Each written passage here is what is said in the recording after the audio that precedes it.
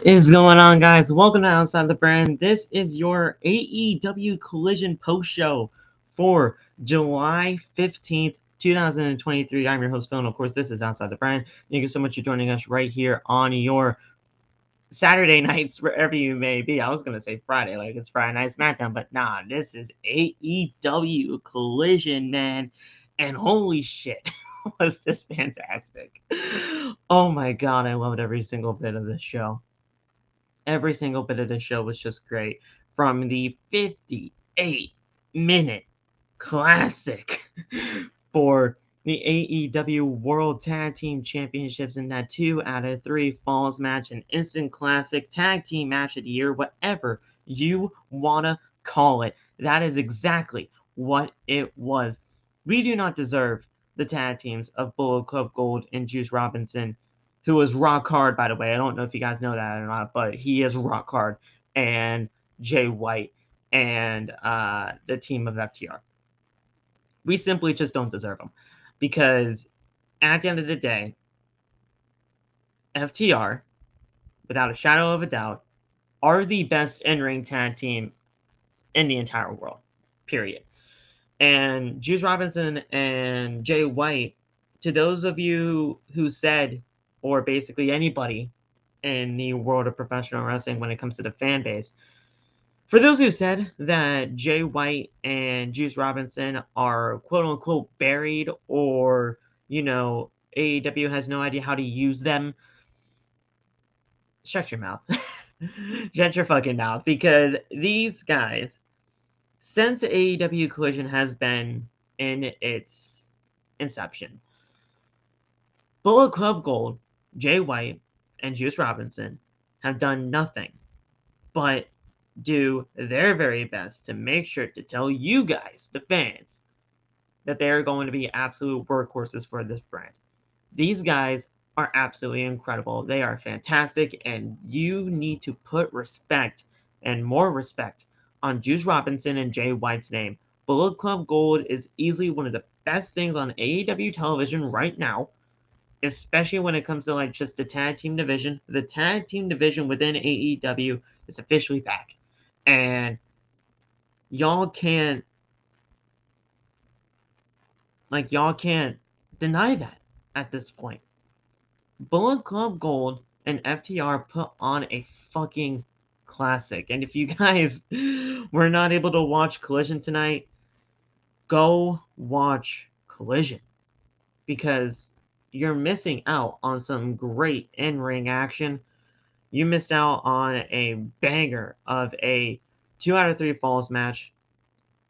And it just goes to show how great these two tag teams really are. The last time we saw FTR in a 2 out of 3 falls match in Canada was NXT TakeOver Toronto in 2016 against DIY. And that is usually regarded to a lot of people as the greatest tag team match that WWE has ever produced. And this is easily next to the tag team match between Hangman and Kenny Omega with as they were taking on the Young Bucks at Revolution. This is easily, next to that match that I just mentioned, the greatest tag team match in AEW history. Period. Bar none. Now, it depends on the type of style, and it obviously depends on what you're looking for in a tag team match. But me personally, when it comes to those two matches, I don't know. It's actually close. It's actually very close to try to pick one over the other. But this match, besides the match that I mentioned before of, Hangman and Kenny versus the Young Bucks at Revolution, this was easily one of the best, if not the best, tag team match in all of AEW's history. And I don't even know how I'm going to be able to even break this down tonight, because this match went on for 58 minutes, and it was just an absolute banger. Like, I'm not going to be able to do it justice. You guys are going to have to watch it for yourself. You guys are going to have to watch it for yourself, because this was just insane. And I'm not going to be able to do it justice in terms of, just reading out what happened. This was just incredible, and you guys are definitely going to have to watch it when it is all said and done. Now, when it comes to the Owen Hart Cup tournaments, Willow Nightingale and Ricky Starks are your men's and women's winners for the Owen Hart Cup tournament this year, and I could not be more proud of those two. Willow Nightingale has had such an amazing year in 2023. She is deserving of every bit of it. And Ricky Starks was, you know, I had the finals of Ricky Starks versus CM Punk from day one. And I always said that if it was going to come down to this event, if it was going to come down to this final, CM Punk and Ricky Starks, CM Punk needs to do the right thing and put Ricky Starks over. And that is exactly what he did. That is exactly what he did. Now, it came under, some nefarious means. It came under some controversy with Ricky Starks holding the middle rope to secure the pinfall victory. But at the end of the day, CM Punk did the right thing. And he put over Ricky Starks. And what was an amazing, 17, 18-minute match, CM Punk put Ricky Starks over, and Ricky Starks won the Owen Hart Cup tournament in 2023. I couldn't be more proud of that, because Ricky Starks is absolutely one of the best things going in AEW. And with this win, I really hope that AEW capitalizes on this win and really gives Ricky Starks a push and a run for his money, because Ricky Starks is great. We all know Ricky Starks is great. I mean, come on now. I mean, Ricky Starks is fantastic. And I want them to really push on Ricky Starks and really get him to that next level, because he really could be on that next level. And I really do think that Ricky Starks should be on that next level. And like I said, for Willow Nightingale has been absolutely fantastic in her time in AEW. She's had a fantastic year. She's no longer the New Japan Strong Women's Champion because obviously she lost that to Julia, but she won the Owen Hart Cup tournament here against Ruby Soho. Ruby Soho was a two-time finalist. She was in the finals last year in the Owen Hart Cup, the inaugural Owen Hart Cup tournament for the women, and she was in the finals again this year. I don't know what's going on with Ruby Soho. I don't know what they're going to be doing with Ruby Soho. I don't know if they're just going to be doing a story where, she just can't win the big one, at the end of the day, which kind of has been a thing for her career over the last couple of, years when it comes to her career in WWE and AEW. But I don't know if they're going to be doing that sort of a storyline for Ruby, and if they are, we might see some sort of conflict between the Outcasts and Ruby Soho, and who knows when that's going to even come down to it, even if it does go to that length.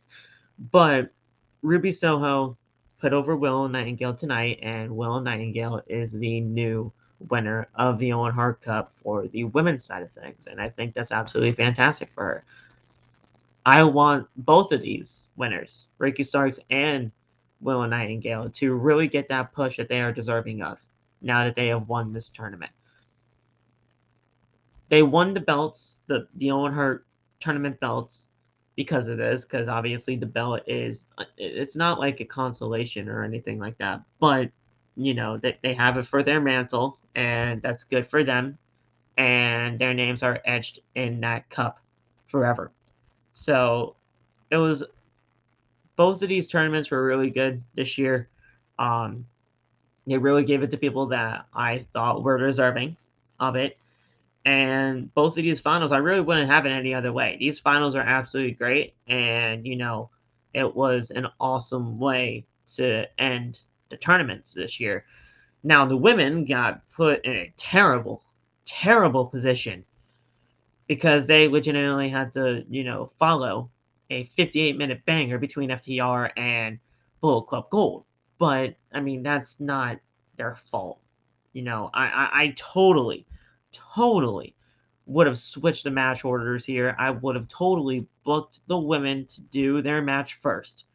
Then I would have done the AEW World Tag Team Championship match then, and then we can do the cool down match of the what was it? The House of Black getting their win over, just two randoms from Calgary. I don't mean that in a disrespectful way. They didn't announce who they are. So they were just enhancement talent to, further the storyline with Andrade. And then the main event was CM Punk and Ricky Starks. I would have totally done it in that order because at least when it comes to the women's side of things, you're not trying to follow up a 58-minute banger for FTR and BC Gold. I mean, that was I don't know what Tony was thinking of when it came to that, but that wasn't right. That wasn't right when it comes to the treatment of the women there. But either way, this was great. Battle of the Belts is currently still going on as of the recording right now. You guys know Battle of the Belts 7 took place legitimately right after Collision tonight. It's still live. It's right there on TNT for you guys to enjoy. But I decided to just do the Collision post show because Battle of the Belts, let's face it, they're all retaining their titles. I mean, hell, Orange Cassidy retained the championship against Lance Archer via countout. So everybody's going to retain their titles. I mean, as far as I was aware of when I turned off the show, it was Taya Valkyrie versus Toni Storm for the women's championship. I mean, Taya Valkyrie is just not beating Toni Storm. She's not. So she was going to so Tony's going to retain there, and then the TNT championship, Luchasaurus or Christian Cage, depending on whoever you really think is the TNT champion right now, they are not losing the TNT championship to who is it? I think it's I think it's Shawn Spears. I love Shawn. Shawn Spears is great, but Shawn Spears is not becoming the TNT champion. So all of the belts are going to be retained. And that's just that. Battle of the Belts, I thought, was going to be AEW's version of Night of Champions. WWE's Night of Champions, where every single belt is on the line. That's what I thought AEW was going to be doing when it comes to this. But no, they didn't. They didn't do it that way. They just said, we're just going to have 3 championships on the line, and, that's it. And, whatever happens, happens. But it is what it is, and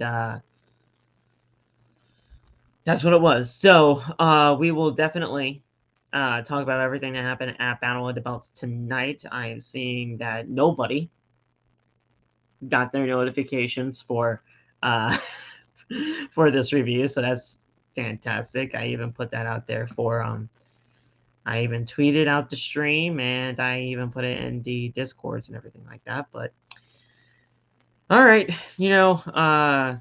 it's definitely just something that we're gonna have to deal with. But yeah, thank you guys so much for joining us afterwards. If you guys are watching this afterwards, I appreciate you watching the review, regardless of AEW's Collision show for the Owen Hart Cup Tournament Finals and the 2 out of 3 falls AEW World Tag Team Championship Classic between FTR and Bullet Club Gold. Before we get into everything, guys, I do want to appreciate you guys for all the love and support here on the channel as of late. I love you guys. You guys are absolutely wonderful, and none of this would be here if it wasn't for you guys and all of your support. So thank you guys so much for all the love when it comes to OTB. Go down into the links in the description. Follow us on all social media platforms. You guys can follow me on TikTok, Twitter, Instagram, and now Threads at PhillyMatt_. And you guys can just chat it up with me. I live tweet during the entire shows every single time. So go check it out. I'm actually going to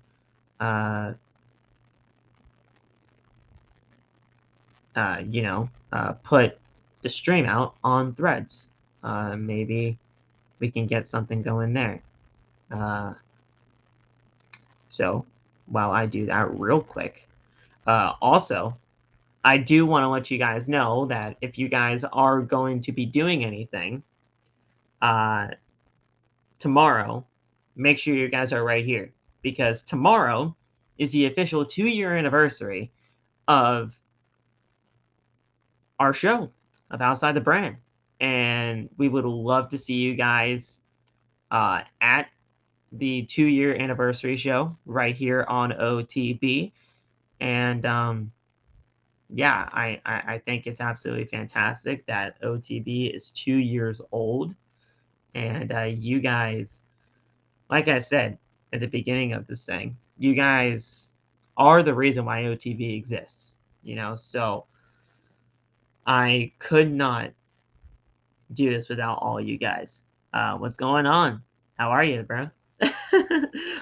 So, 2-year anniversary of OTB happening tomorrow on the podcast. You guys are not going to want to miss out. I really wish that the 2-year anniversary was going to be exactly episode 400. It's not. That sucks. But episode 397 of the podcast is going to be officially 2 years of the show. And you guys are not going to want to miss that. I can't wait to do this 2-year anniversary show for you guys. We're going to try to get as many people as we possibly can to be a part of the 2-year anniversary, because it's a big deal. It's a big deal. We started on that faithful Friday night, that Friday Night SmackDown with fans coming back, and we have not stopped since. Episode 397 of the podcast, 2 years of the show. And I can't wait to do that for you guys.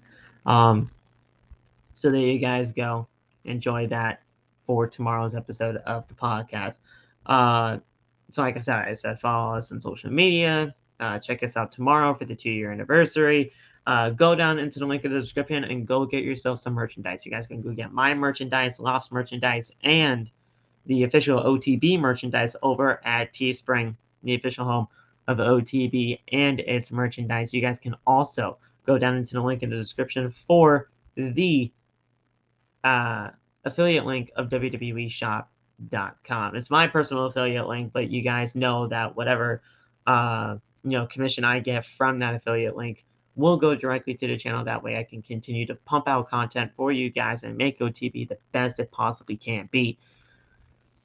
And you guys can also go down into the links of the description, and you guys will be able to see that we have our official sponsor of the podcast, that being SeatGeek. So if you guys use SeatGeek on your phone, you guys know that you guys can use the code OTB at checkout for your first purchase and get $20 off your sale. So if you're going to a wrestling event near you, if you're going to a concert near you, if you're going to a sporting event near you, or basically anywhere that you need a ticket, go get your ticket using SeatGeek and use code OTB at checkout for $20 off your first purchase. It's a win-win for us because you're helping out the channel, and it's a win-win because you're saving money. What better deal than that? So that is just great. So go get that and go get yourself a ticket and just have fun while supporting SeatGeek and OTB. It's a win-win. So thank you guys for all the love and support. We will get right into AEW Collision right here on OTB. All right, y'all. So we started off with this classic, this 58-minute classic between FTR and Bullet Club Gold. I mean, come on. I legitimately have no idea how I'm even going to go through this, because, like I said, this was a 58-minute banger. This was tag team match of the year. I don't care what anybody says. I know we're only in the middle of July, but this is tag team match of the year. I don't know how anybody could really disagree with me on this. I mean, Jesus Christ, if you saw the match, you know exactly what I'm talking about. This 58-minute banger between FTR and Bullet Club Gold is exactly what I'm saying it is. It is everything you want it to be when it comes to a 2 out of 3 falls match. These two teams put on an absolute clinic with each other, and these guys just know what the fuck to do. I love it. I absolutely love it. So, you know, I'm going to go over the final sequences of each fall. Because, like I said, if I read out everything that happened in this match, I'd probably be here for another 58 minutes. Because, dude, this was insane. And you guys are going to have to watch this for yourself, but I will go over the final portions of, the final sequences to get to the pinfalls and really just give you guys an overall just good glimpse as to what happened. But just bear with me because there's a lot that happened in this match. So Dak tries to fight back, from an attack from BC Gold, but is taken down by a flatliner and a bridging German suplex, but Wheeler breaks it up at the count of 2. White, with a chin lock as he brings Harwood up for the Blade Runner, but Harwood escapes and starts exchanging chops with White instead. Jay then all of a sudden is in control of the match. He starts to slip as Harwood catches him with a clothesline, but both men are down on the canvas and the referee starts the count of 10. Both men are struggling to move until Harwood rolls up White for a near fall. This follows up with a roll by White for a near fall again, and Wheeler then gets the tag made, only for the Shatter Machine to get stopped by BC Gold, and White rolls Cash up for another Blade Runner and the pin to get the first pinfall of the matchup. BC Gold pinned FTR to begin this match, and it was an amazing sequence to kick things off. That was fantastic, and BC Gold getting the first pinfall. Getting the first pinfall was great for your tag team's momentum, but like they were trying to just reiterate on commentary, and I love Nigel McGuinness and Kevin Kelly because these two are the greatest in the business right now when it comes to a commentary team. It's not about, getting that first pinfall. Getting that first pinfall is great, but it's also how the other team reacts to getting pinned first in a 2 out of 3 falls match. How are they going to respond? How are they going to react to that? Is that going to change their game plan? Or what is really going to be, triggering in their head to continue to fight on and come back from a 1 pinfall deficit and try to win 2 pinfalls in a row, basically, to retain the tag team titles? So that is what the situation was for FTR tonight. So that was the first pinfall, and that was great going there. This second pinfall took fucking forever. This second pinfall was going to take forever. And usually AEW tag team title matches are 60 minutes long. So, it has a 60-minute time limit, So I was thinking that since this second pinfall was taking so incredibly long, we were probably going to get the hour, right? So I was expecting the hour to happen, and we almost fucking got there. We got 58 minutes, so it was basically an hour. So this second pinfall took forever, but I loved every single sequence that they were going for when it comes to this, because this was just awesome stuff. Just professional wrestling at its finest. So Jay White brings Dax to his feet, looking to set him up for another Blade Runner with some chops, but this is met with some chops by Harwood, which turns around back and forth, and White ends up winning by sending Dax out of the ring.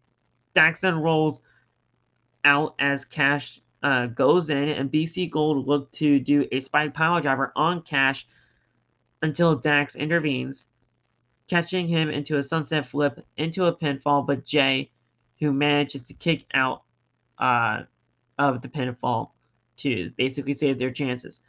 FTR are determined to take the fall, however, setting Jay up for a familiar finisher from the Briscoes, but Jay still kicks out at the count of 2. Cash and tags in, setting Jay up, and he goes to the top turnbuckle as Dax lays on some chops on the Switchblade before Dax hit a big superplex followed by a splash from Cash Wheeler, but White got the knees up and Robinson, Rock Hard, Juice Robinson, hit a splash on Cash and White drapes his arm over Dax for the cover, only for Dax to kick out at a count of 2. Again, just fucking insane. Insane stuff here.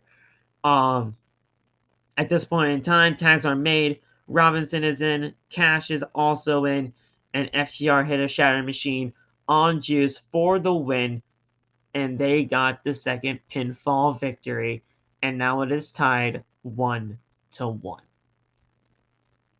This is just insane.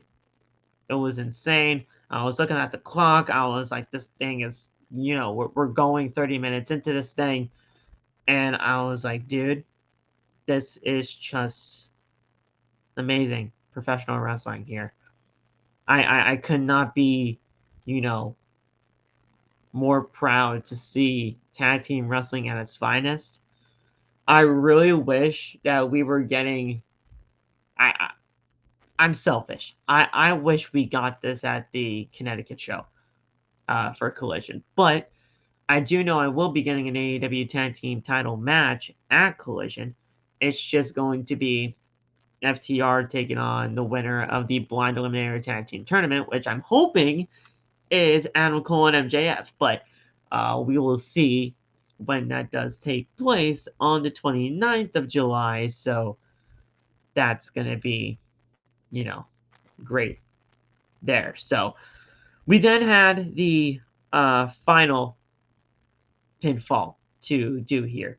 And, this took a long time as well, but this was a great ending sequence for the third and final pinfall, which led to FTR retaining the AEW World Tag Team Championships. Dax fights off Robinson before setting Jay up on the top turnbuckle, climbing up, and he hits a back suplex off the top and sends White crashing to the canvas.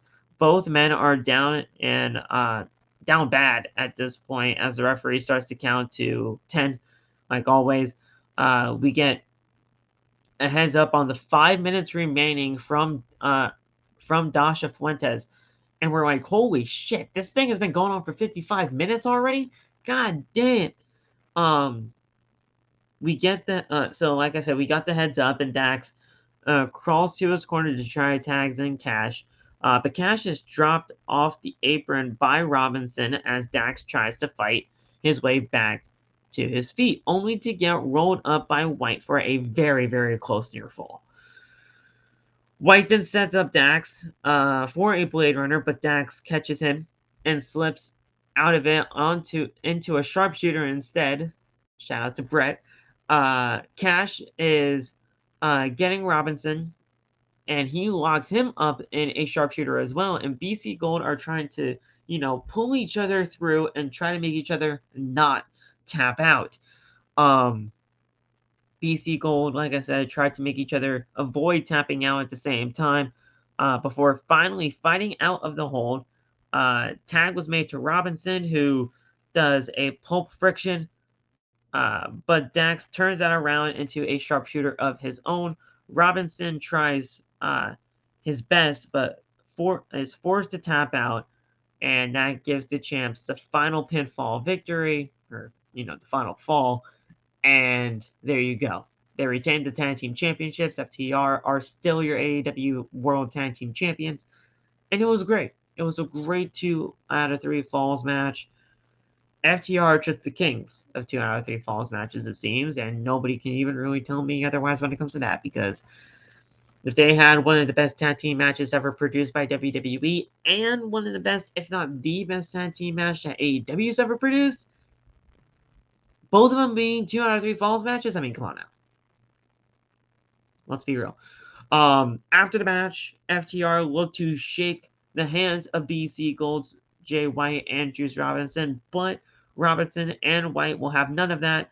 They spit on the canvas. You know, it's just signifying disrespect, and they left the champ celebrating in the ring as we go to commercial break. I was like, guys, come on. Come on. You know, just shake their hands. It would have been a great moment, you know, if they shook their hands, but obviously BC Gold being the way that they are, they were never going to. But this was just great. A hell of an opening match. Easily the best opening match in AEW history. Just great action all around. And it was just amazing for both tag teams to really showcase what they can do. Just awesome stuff. This was just fantastic. So we saw a video package of the feud between the Elite and BCC for their Blood and Guts match this Wednesday on Dynamite. I can't wait to be there for that. We're back at ringside, and we see Ruby Soho making her way to the ring. So is Willow Nightingale, and we get the OWEN HART Tournament Women's Finals between Soho and Nightingale. And like I said, this was a terrible spot for the women to, be in this spot after a 2 out of 3 falls match banger between FTR and BC Gold. The match didn't really do, it was fine for what it was. But like I said, this was a terrible spot for them. Like I said, I would have totally switched these 2 matches around. I would have opened up with this match and then do the 2 out of 3 falls match, because whoever was going to follow up the 2 out of 3 falls match would have been in a terrible position. So Willow won this match. It wasn't bad by any means, but it definitely didn't, I saw a lot of people just not really happy about this. And it wasn't really not happy about Willow Nightingale winning.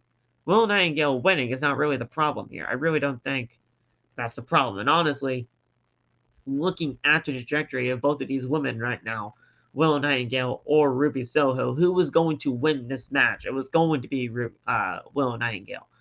But the shenanigans that was happening during the match, Saraya and Tony weren't even out there in Ruby's corner tonight. They were just, doing the shenanigans with the spray paint from Ruby's own accord, and it was not, received well, or, so this was just, it was okay. It was okay. I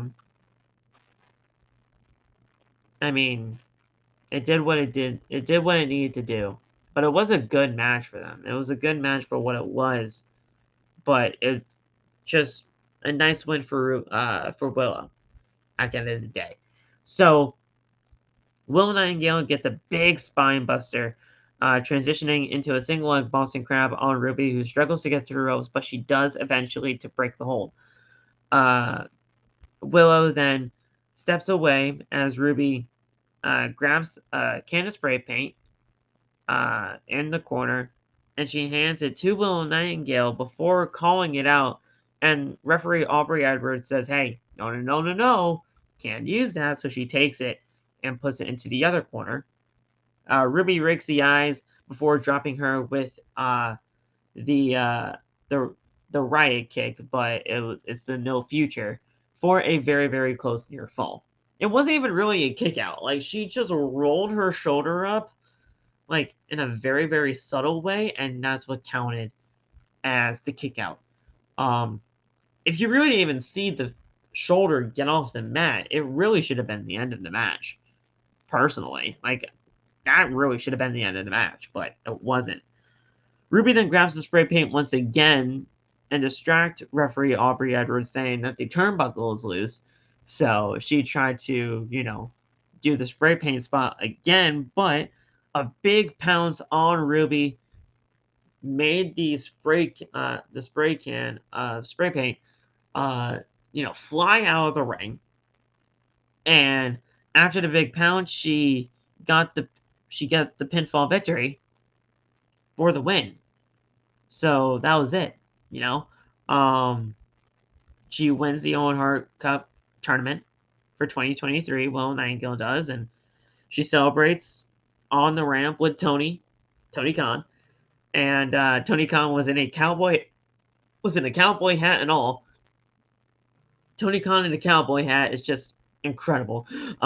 But she was presented with flowers and the trophy, and there will be closing ceremonies for both winners at the end of Battle of the Belts. So you guys probably saw that if you guys are watching it right now. You guys are probably watching that or Slammiversary, and that's why nobody's here right now. So thank you, YouTube. But yeah, so there are going to be closing ceremonies during Battle of the Belts, and that's what you guys probably saw if you're not watching Slammiversary. I'll watch Slammiversary on my own time. That's basically why I'm here on the podcast. So, good finals match, but Willow Nightingale got the win for the women's tournament. What's going on, D? How was Slammiversary? I'll check it out on my own time. Yeah, so Willow Nightingale got the win. Good stuff there. So, Powerhouse Hobbs. We see him backstage with QT Marshall afterwards, and Marshall was trying to basically explain to Powerhouse what he was trying to do last week in the semifinal match. Hobbs is not looking too pleased about the whole thing, and he's like, listen, I really could care less. Back at ringside, the Kings of the Black Throne, Malachi Black and Brody King.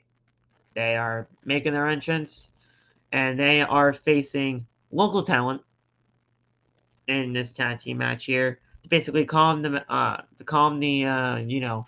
crew down, calm the audience down after what was an amazing 2 out of 3 falls match and a decent women's Owen Hart final. So, Brody starts things off with just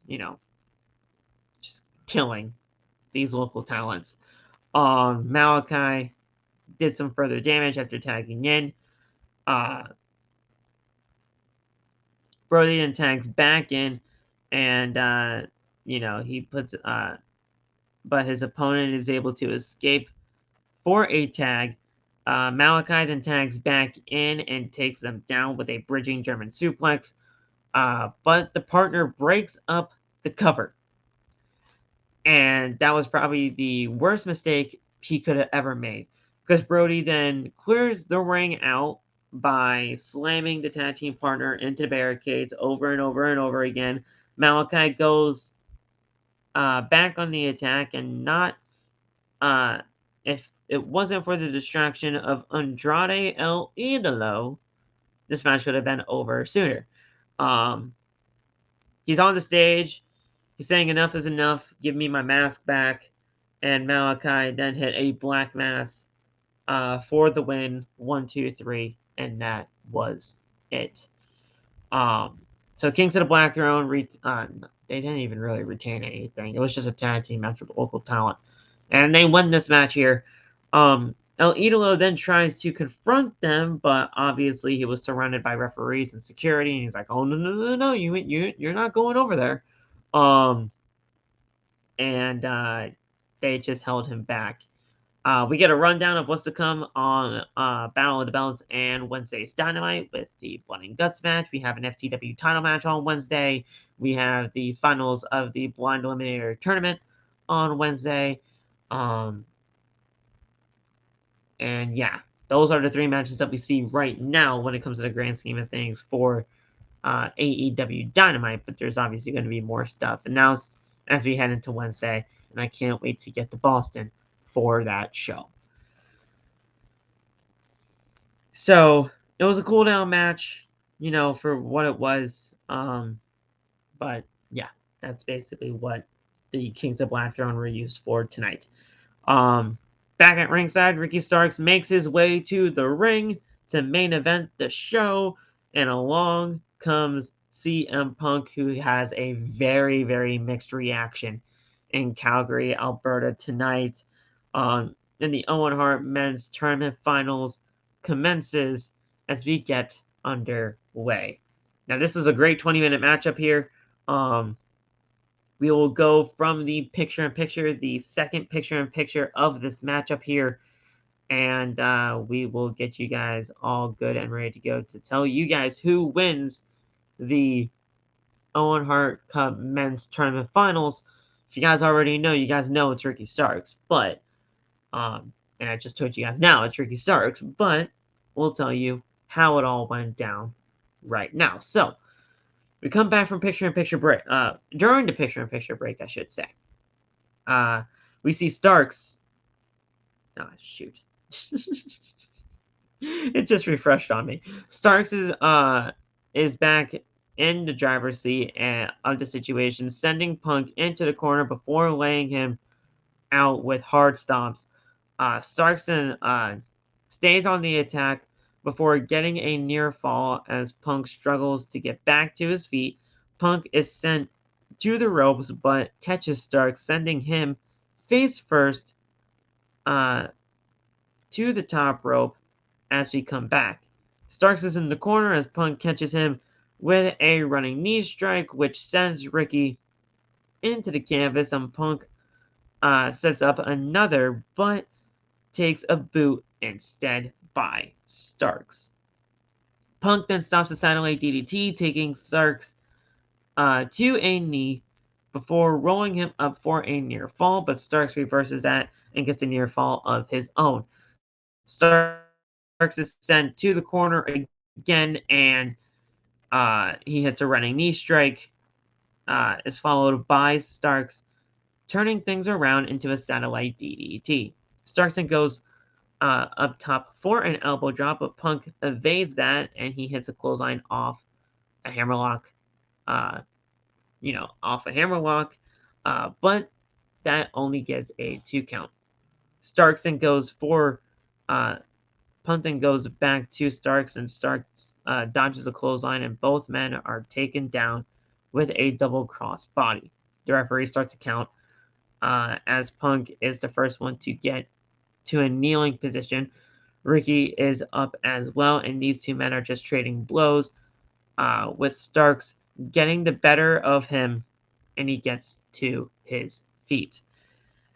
Punk is brought back up, and Starks gets caught with a pile driver to the canvas, and Punk is struggling as he goes for a cover, and that costs him because Ricky Starks kicks out at the count of 2. Very, very close kick out there. Punk indicates that it is time to put Starks to sleep with the GTS, bringing Ricky Starks up for the GTS, but Starks fights out of it, and Starks hits a spear to Punk instead. Love the spear by Ricky. Punk is rolling out of the ring at this time once the spear is connected. Ricky then heads to the outside of the ring to get Punk back into the ring. He tries to hit another spear, but Punk gets a guillotine face locked in, and it turns things around for him up until Starks gets to the ropes and forces the break. Punk then takes Ricky to the top turnbuckle, looking for something, but Starks is able to turn that around. He exchanged some near falls up until Ricky rolls up Punk tight, grabbing the middle rope for leverage, and just like that, The 3 count happens, and Ricky Starks is the men's Owen Hart Cup Tournament Finals winner, and he wins the Owen Hart Cup. Ricky Starks was put over by CM Punk, and he wins the tournament. Fantastic. Fantastic stuff here. Now, like I said, this was by nefarious means. He held the rope for leverage, but this was great. This was great. I'm glad that Ricky Starks won the 2023 Owen Hart men's tournament. This was just great. So I loved everything about it. Punk is surprised. He is stunned. Ricky Starks quickly leaves the ring, and he grabs the Owen Hart Cup trophy from Jushin Thunder Liger, who was going to be presenting the trophy to Ricky Starks. He just grabs that shit. He just grabs the trophy and just runs. He darts it out of there. He's out of there, and that's it. That's actually how they started Battle of the Belts. Ricky and exited the ring and just grabs the trophy and just darts it out of there. He runs. So he knows what he did. Obviously, he knows what he did. So he just grabs the trophy and he's out of there before anything can happen. And that's how they started Battle of the Belts 3. Battle of the Belts 7, I should say. Not 3. Jesus. We're not that far behind. Battle of the Belts 7. And that was it, But that was AEW Collision. It was a great show. Great in-ring action throughout the entire thing. And just an amazing AEW Collision. Like it always is. AEW Collision is better than Dynamite. It is. And it's just awesome to see how great Collision has been. AEW Collision was trending number 1 tonight. It was trending number 1 tonight, man. I mean, listen. Whether you get to watch AEW Collision live or you get to watch it after the fact, people that say that just Collision is a failure or Collision is just not working for AEW, they're simply not watching the product. And you guys are missing out on just great in-ring action. Just because it's on a Saturday night, it doesn't mean that it's a failure. AEW Collision has done so much good for AEW, and it's just an amazing thing to see. So I love Collision. I think Collision has been absolutely great, and it's just awesome to see. So guys, that's it for your AEW Collision post show right here on OTB. If you guys liked what you heard tonight, make sure to hit that like button. Turn on the bell for all notifications as you subscribe to the channel. Trying to get to the road to 1K. We've been stuck in the 750s for ages. We got to continue to get that number up. We have to. I don't know what else to do at this point. I mean, I'm putting out the channel out there on all social media platforms. I'm putting it into Discord on multiple Discord channels. I don't know what to do to either get an audience here or just, push it out so that YouTube can see this, We're trying our best here to grow this channel. We're almost at 400 episodes. The 2-year anniversary is tomorrow.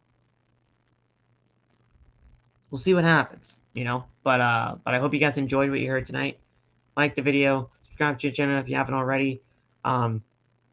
Considering not many people were here tonight, I did not get any super chats. But again, those are never it's never an obligation.